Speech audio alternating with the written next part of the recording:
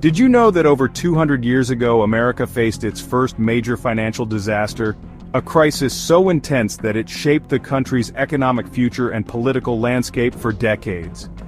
This is the story of the Panic of 1819, the first great economic crisis in United States history. To understand the Panic of 1819, we need to go back a few years. After the War of 1812, America experienced a brief period of economic boom. Demand for American goods like cotton, tobacco, wheat, and lumber skyrocketed, especially from war-torn Europe, which needed to rebuild. But as Europe recovered, their demand for U.S. exports plummeted. At the same time, land speculation, fueled by easy credit from banks, was out of control. People were borrowing huge sums of money to buy land, expecting prices to rise forever. To manage the nation's finances, the Second Bank of the United States was created in 1816. It was supposed to regulate the currency and oversee smaller banks, but instead, many of its branches overissued loans, causing a flood of paper money into the economy.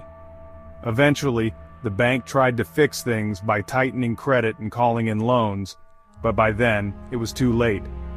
People couldn't pay their debts, land prices collapsed, and the financial system began to crumble.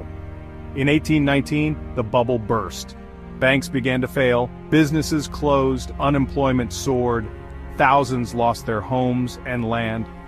The country entered a deep economic depression that lasted for several years. This was the first time ordinary Americans faced such widespread financial hardship, and they didn't know who to blame. Was it the banks, the government, or greedy speculators? The Panic of 1819 had long-lasting effects.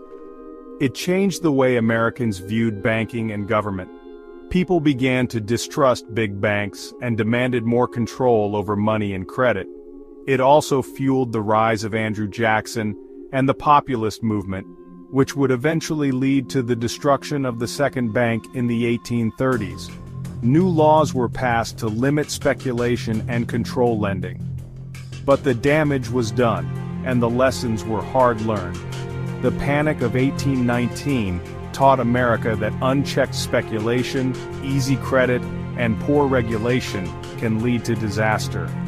Sound familiar? That's because these issues keep coming back. From the Great Depression to the 2008 crisis, history doesn't repeat itself exactly, but it does rhyme.